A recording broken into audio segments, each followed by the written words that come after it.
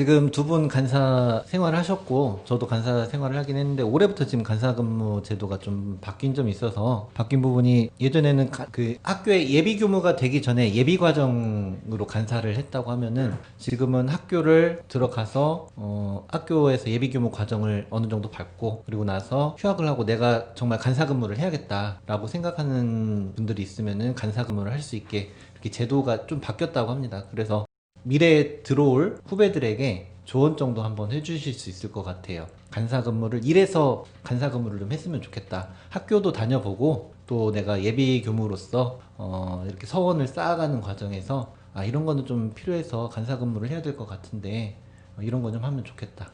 한마디 정도 해주시면 좋을 것 같아요. 네, 저는 그 간사 근무를 하면 먼저 첫 번째로 그 인연을 맺는데 좋은 것 같습니다. 저 있을 때도 이제 현사님을 비롯해서 법타원님 이제 여러 밑에 부자 교무님들과 또 이리교당에서 간사 근무를 해서 교구 교무님들과도 이제 인연을 맺을 수 있었고, 또 단순히 교당에서 만나는 게 아니라 또 이게 생활을 하면서 또 많이 부딪히기도 하고 또 교도님들과 또 인연이 또 이어지기도 하고 하더라고요. 그런 부분에 있어서 이제 간사 근무하는 게 좋은 것 같다 이런 생각이 들고, 신심이 많이 적거나 좀 이제 서원이 완전히 이제 잡히지 않는 그런 교우들은 아마 학교에 바로 들어가면은 제가 무슨 공부를 하고 있나 약간 이런 생각이 들 수도 있을 것 같아요. 그래서 간사 기간 동안 직접 생활을 해보면서 원불교에 대해 좀 알아가는 그런 느낌? 그런 느낌으로 내적으로나 외적으로나 좀 내실을 다지는 그런 기간이 충분히 되기 때문에 간사 근무를 하는 게 참 좋다라는 생각을 합니다.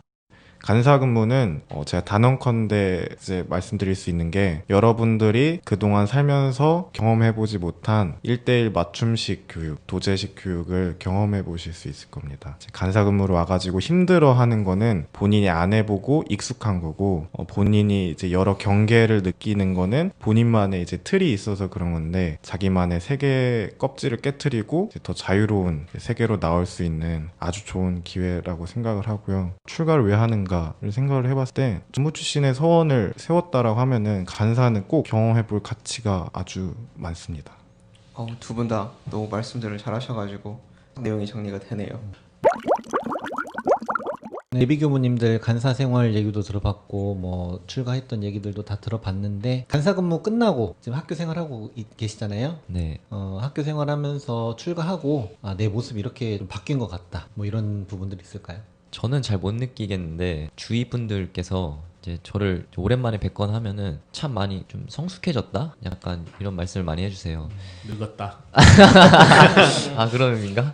그래서 제가 생각해 보면은 이제 고등학교 때나 이제 간사 막 시작했을 때는 진짜 철없고 진짜 아는 것도 하나도 없었던 그냥 놀기 좋아했던 그런 학생이었는데, 그러니까 지금 생각해 보면은 제가 여기 간사도 잘 무사히 마치고 또 학교도 다니면서 이 원불교라는 교단 안에서 이렇게 성불재중이라는 서원을 목표로 해서 공부를 하니까 제가 좀 진짜 달라진 것 같다고도 생각이 들더라고요.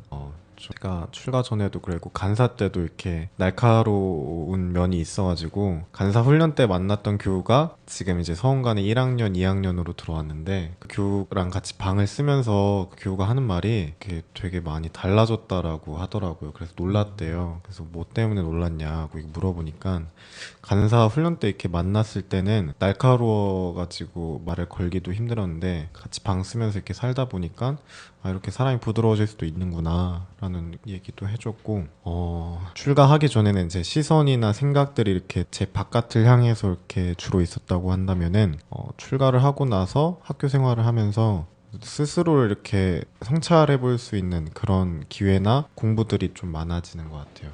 그런 점이 바뀌어진 것 같습니다. 본인 생각에 그 예민했던 그런 부분들이 네. 좀 본인 생각에도 이제 감정 기복이 좀 이렇게 안정화됐다든지 예민해졌던 그런 부분들이 좀 줄어들었다는 느낌이라든지 이런 느낌을 스스로도 받아요? 이제 감정 기복보다는 이제 저도 이제 옳고 그름이 분명해가지고 제 생각이 아닌 걸 보면은 딱 잘라내거나 쳐내는 스타일이 있는데 지금도 그런 게 조금 있긴 하지만 그런 모습들을 보면서 내가 이렇게 좀 인정하려고 노력하고 있구나라는 그런 생각들이 들 때가 있어요. 법 안에서 살다 보니까 네. 저도 예전에 그랬거든요. 일할 때 하고 지금 생각해 보면은 저도 많이 둥글둥글해졌어요. 간사 근무 끝날 때쯤 해가지고 저 지도해 주시던 교무님이 아. 넌 원불교가 사람 만들어줬어. 아. 그러시길래 네 그러네요. 그랬어요 저도. 동의합니다. 저도 동의합니다. 제청합니다.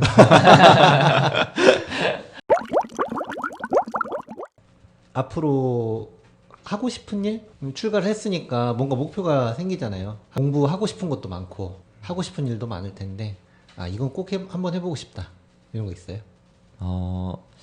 저는 한번 해보고 싶다라기보다는 저는 약간 교화에 관심이 많이 생겨서 간사 시절부터 해서 이제 명도 교무님이나 지원 교무님을 보고 아 나도 저렇게 학생, 청년, 어린이 교화 해보고 싶다라는 생각도 했고 또 출가 서원도 청소년 교화를 하고 싶어서 그렇게 출가 서원을 세웠기 때문에 일단 교화에 관련된 그런 준비나 그런 공부를 많이 해야겠다라는 생각을 했습니다. 근데 또 학교 생활을 하다 보니까 이게 또 청소년 교화만이 제 서원이 청소년 교화만을 원하는 게 제 서원이 될 수 있을까라는 또 고민도 많이 되고 하더라고요. 그래서 이게 요즘은 좀 고민도 많이 되고 또 서원을 또 다시 생각해보고 또 그러는 시간이 많이 되고 있습니다.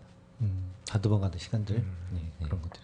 현장 교당의 부경으로 발령을 받으면 청소년 교화자로 발령을 받기 때문에 본인이 청소년 교화가 주된 업무가 돼요. 어쨌든 그러니까 근데 앞으로 살아가면서 계속 뭐 20대, 30대이지는 않고 40대, 50대, 60대가 되면 또 일반 교화도 하게 되는 거니까 저는 지금 청소년 교화를 본인이 해야 되는 시점에 청소년 교화의 목표를 가지고 공부하는 사람이면 나중에 일반 교화도 할 수 있고 노인 교화도 할 수 있고 이렇게 할 수 있는 교화자가 될 수 있을 거라고 생각합니다. 그리고 아버님께서 공세철 교도님이신데 지금 원불교 청소년국에서 지대한 역할을 해주시는 걸로 알고 있어요. 그래서 아버님과 많이 대화를 하시면 교무님들이 보지 못한 어떤 교단의 어떤 청소년 교화에 대한 문제점이라든지 타개해야 될 방향 같은 것들에 대해서 아버님 또 말씀해주신 분들이 있을 거예요. 그런 부분들 잘 믹싱을 하면 본인이 가진 또 장점이 될 수 있을 것 같아요.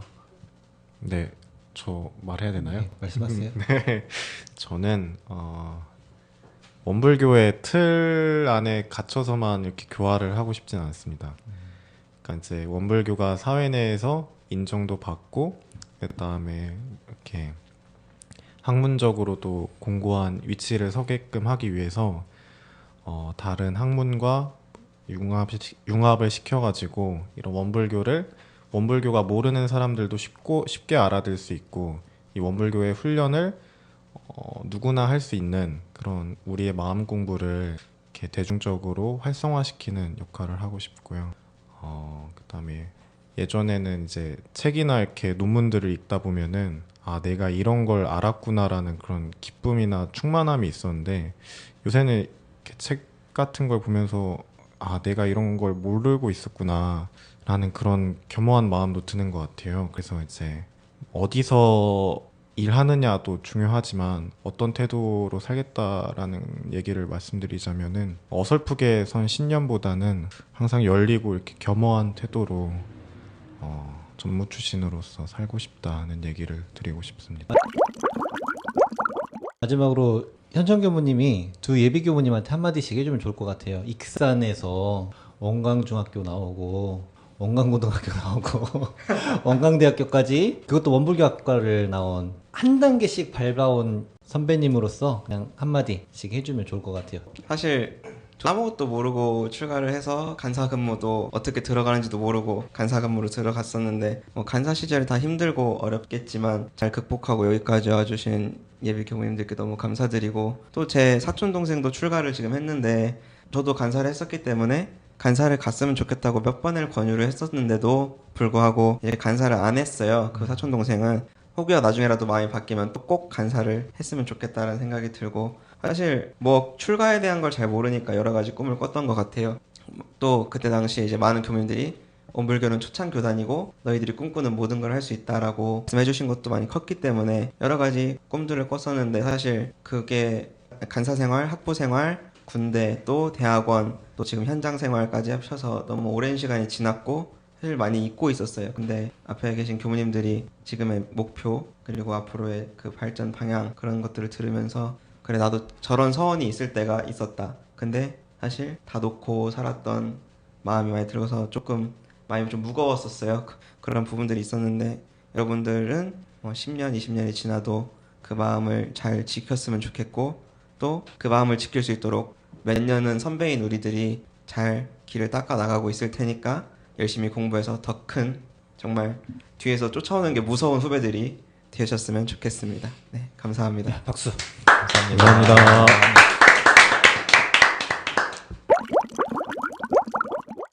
네, 두 분 오늘 함께 하셨는데 어떠셨어요? 너무 좋았습니다.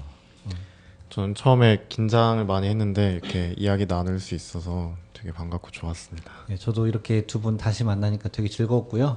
예비교무라고 하는 그 타이틀이 굉장히 신선해 보이는 느낌이 있어요.